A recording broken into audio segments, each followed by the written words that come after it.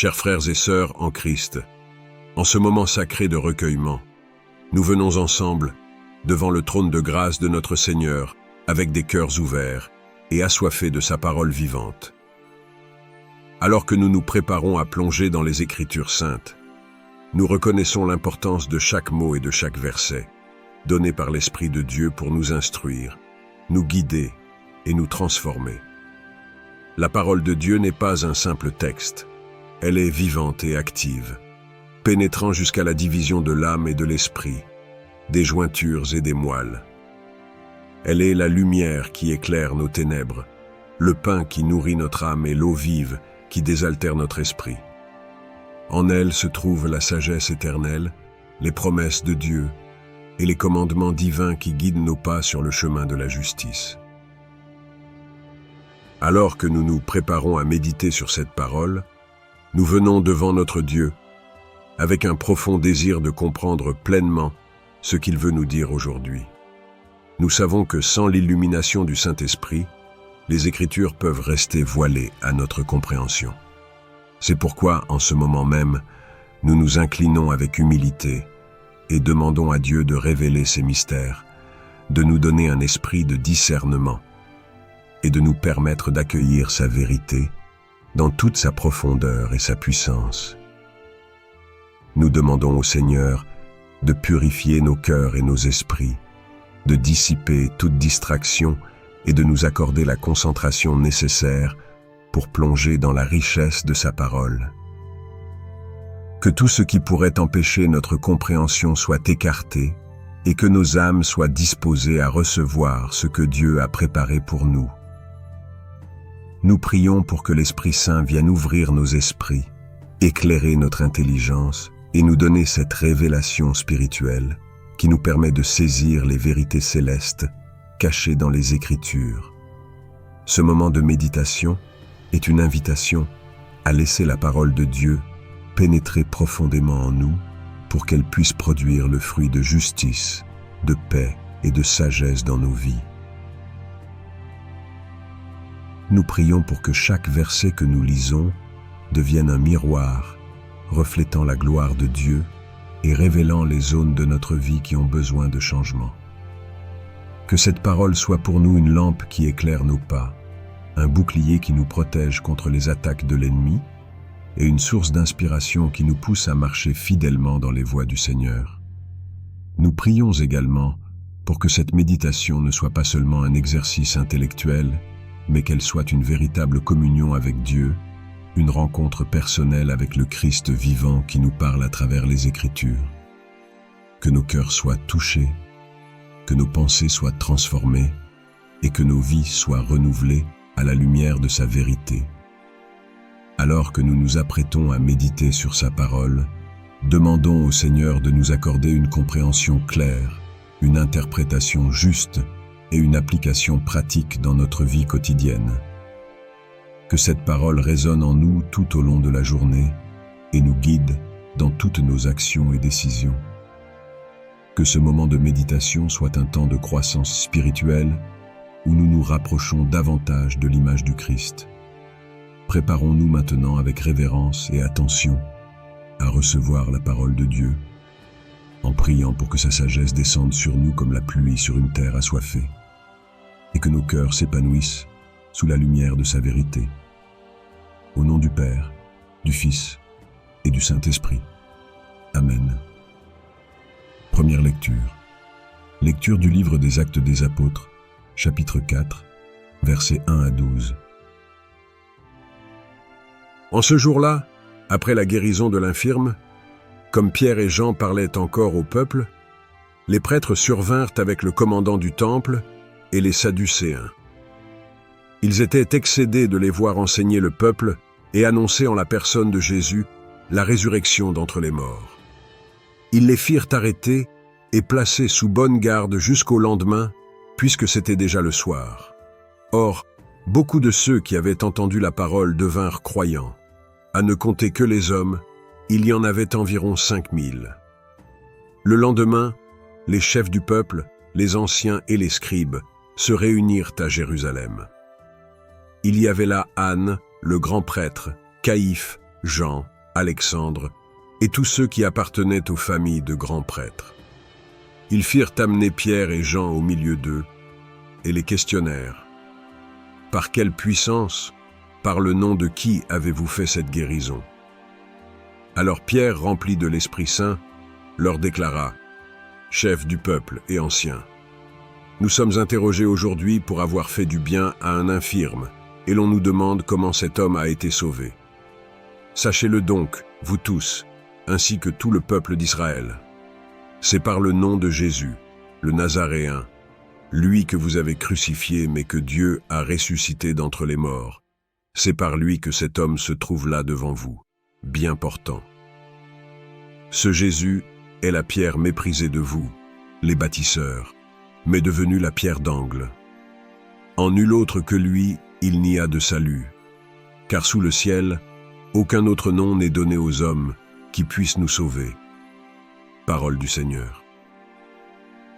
En méditant sur cette première lecture, je suis profondément touché par l'importance incommensurable du nom de Jésus et le rôle déterminant des apôtres dans la diffusion de la foi naissante.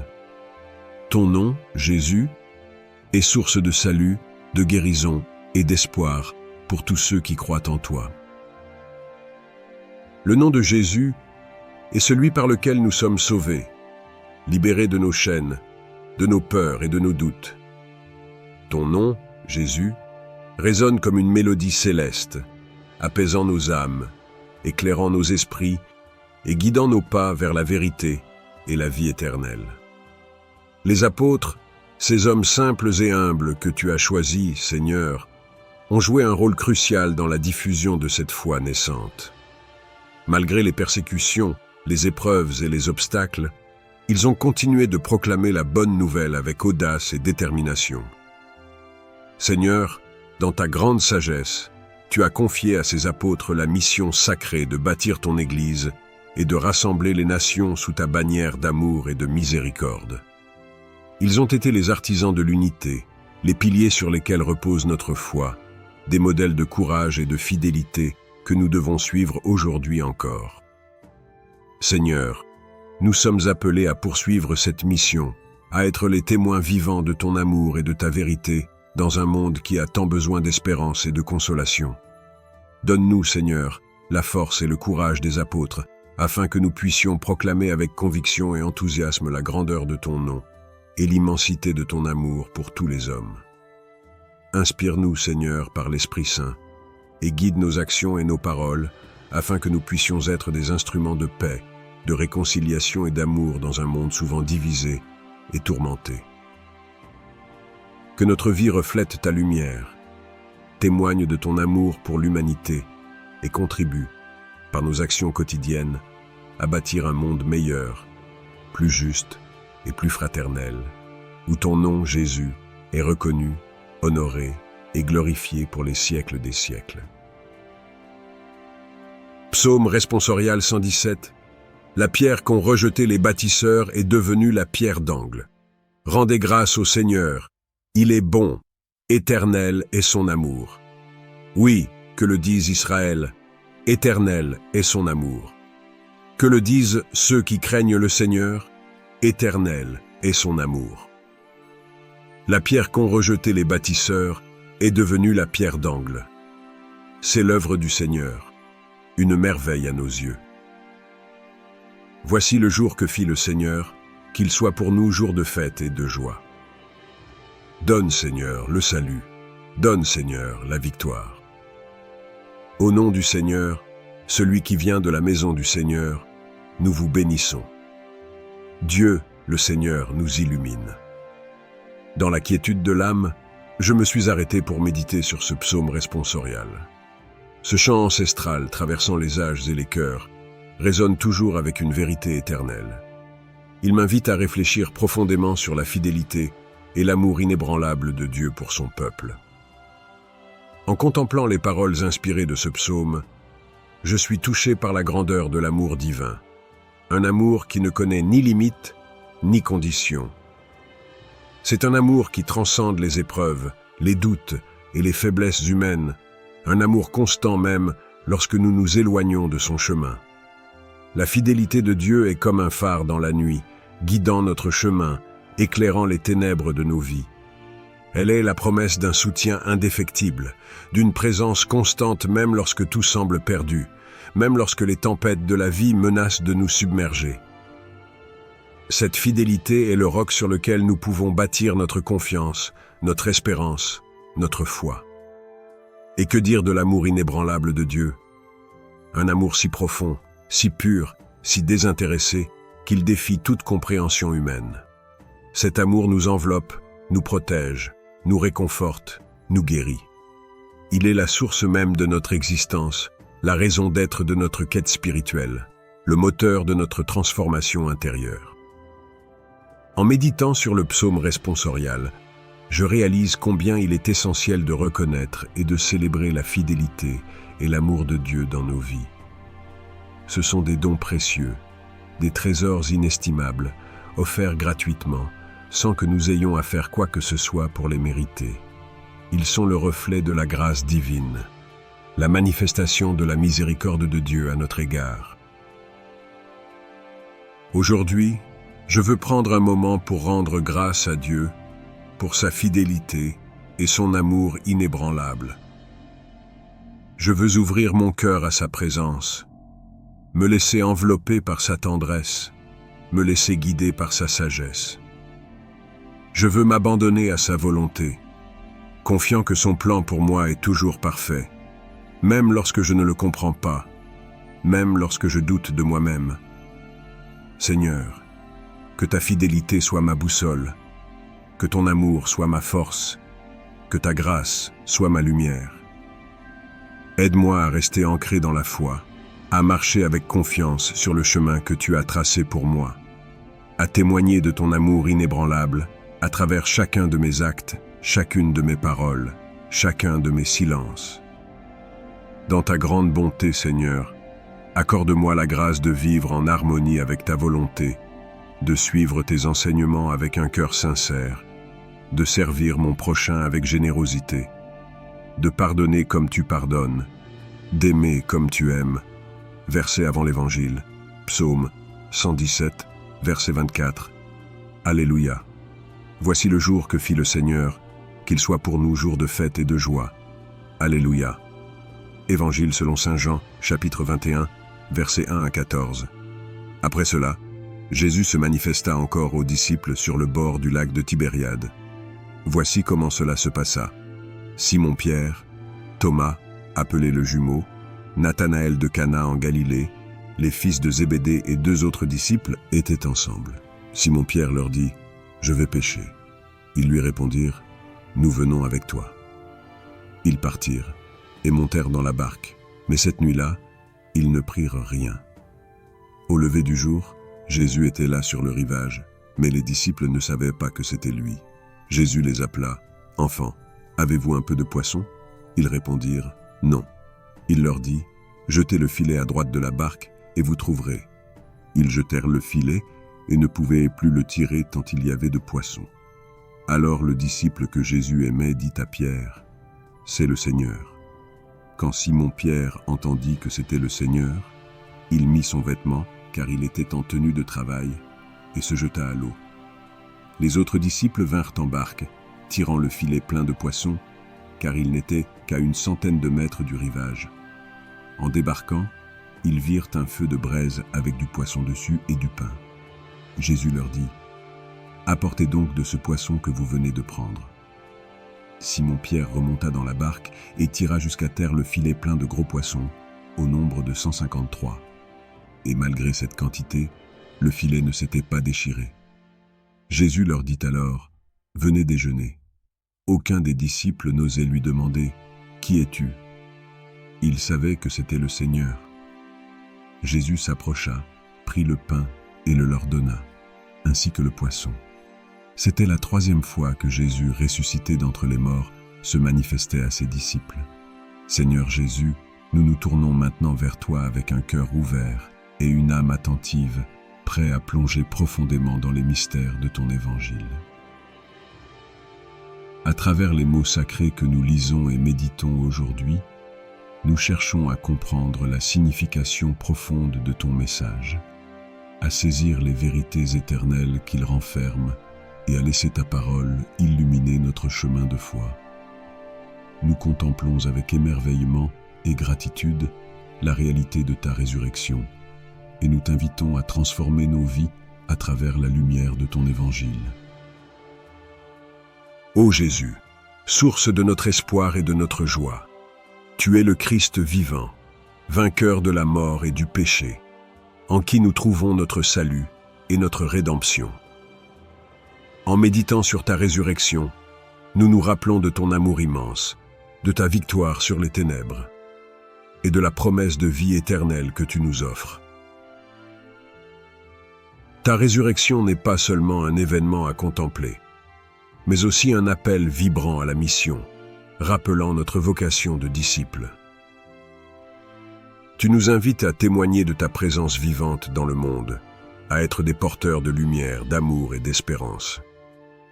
Tu nous appelles à sortir de notre confort, à aller vers les autres et à partager l'Évangile avec audace et générosité. Seigneur, que cette méditation sur ton Évangile nous transforme intérieurement, renouvelle notre zèle missionnaire et ravive notre désir de te suivre. Que nous puissions être des témoins authentiques de ta résurrection, des instruments de ta paix, des artisans de justice et de réconciliation dans un monde souvent marqué par la division, la haine et l'indifférence. Esprit Saint, guide notre réflexion, illumine notre intelligence et ouvre notre cœur à la vérité de l'Évangile. Aide-nous à reconnaître les appels spécifiques que tu nous adresses et à y répondre avec générosité et courage, vivant chaque jour notre mission de disciples missionnaires avec passion et détermination. Seigneur Jésus, toi qui es la parole éternelle du Père, le chemin, la vérité et la vie, fortifie-nous par ta grâce, soutiens-nous par ton amour et conduis-nous sur les chemins de la sainteté et de la mission. Au nom du Père, du Fils et du Saint-Esprit, nous te confions cette réflexion, te demandant d'éclairer nos esprits, de purifier nos cœurs et de guider nos pas. En poursuivant ma méditation, je suis profondément touché par la pertinence et la puissance de ta parole dans ma vie quotidienne. Ton nom, Jésus, n'est pas seulement une source de salut pour l'humanité, mais aussi une présence vivante et dynamique dans ma vie personnelle. Dans les moments de doute, de peur et d'incertitude, ton nom est pour moi une ancre solide, un refuge où je trouve consolation, force et espoir. Tu es le rocher sur lequel je construis ma vie, la lumière qui éclaire mes ténèbres, le chemin qui guide mes pas. Les apôtres, avec leur foi inébranlable et leur dévouement total, sont pour moi des modèles inspirants de ce que signifie être un disciple authentique. Leur courage, leur persévérance et leur passion pour diffuser la bonne nouvelle m'inspirent et me rappellent constamment l'appel que tu m'adresses. Ils me rappellent l'importance de vivre ma foi avec audace et conviction, de témoigner de ton amour inconditionnel pour tous et de m'engager activement dans la construction d'un monde plus juste, plus humain et plus fraternel. Seigneur, je reconnais que ma foi est parfois mise à l'épreuve par les défis et les difficultés de la vie quotidienne. Les tentations, les distractions et les préoccupations matérielles peuvent parfois obscurcir ma vision et affaiblir mon engagement envers toi. C'est pourquoi je te demande la grâce de l'Esprit Saint pour nourrir ma foi, fortifier mon espérance et raviver mon amour pour toi et pour mon prochain. Aide-moi, Seigneur, à intégrer profondément tes enseignements dans ma vie quotidienne, à les mettre en pratique dans mes relations, mes choix personnels et professionnels, et mon engagement envers la justice, la paix et la solidarité. Que chaque jour soit une occasion de grandir dans la foi, de me rapprocher de toi et de devenir un disciple plus authentique et fidèle de ton évangile. Je te rends grâce pour ta présence constante et ton amour infini qui me soutiennent et me guident à chaque étape de ma vie. Que ma vie soit un hymne de louange et d'action de grâce pour toutes les merveilles que tu accomplis en moi et à travers moi. Au nom de Jésus, notre Sauveur et Seigneur, je reconnais que tu m'as appelé à être un témoin de ton amour et de ta grâce dans ce monde souvent tourmenté et désorienté. Aujourd'hui, je veux affirmer mon engagement à marcher à tes côtés, à porter ta lumière là où règnent les ténèbres, à semer l'espoir là où règne le désespoir et la désolation. Je sais que la mission que tu m'as confiée est grande, qu'elle dépasse mes capacités humaines et mes faiblesses. Mais je crois fermement en ta puissance transformatrice, en ta grâce salvatrice qui agit en moi et à travers moi. Je crois en ta promesse de ne jamais m'abandonner, de me soutenir à chaque étape de ma vie, de me fortifier dans les moments de doute et de faiblesse. Seigneur, je veux être un canal de ton amour immense, un reflet de ta miséricorde infinie, un instrument de ta paix et de ta réconciliation. Aide-moi à être attentif aux besoins de ceux qui m'entourent, à écouter avec compassion, à agir avec bienveillance, à parler avec vérité et amour. Donne-moi la force et le courage de défendre les plus démunis, de consoler les affligés, de guider les égarés. Je m'engage à témoigner de ta présence vivante dans ma vie quotidienne, à travers mes actions, mes paroles, mes choix, mes attitudes. Que chaque geste d'amour, chaque parole de réconfort, chaque acte de générosité soit une manifestation tangible de ton amour et de ta grâce. Que ma vie devienne un hymne de louange à ta gloire, une offrande agréable à tes yeux, un témoignage vivant de ta puissance et de ta bonté.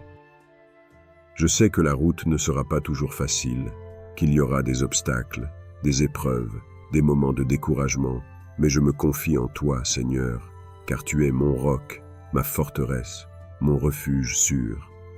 En toi, je trouve la force de persévérer, le courage de continuer et la foi de croire en un avenir meilleur, même lorsque tout semble perdu. Amen.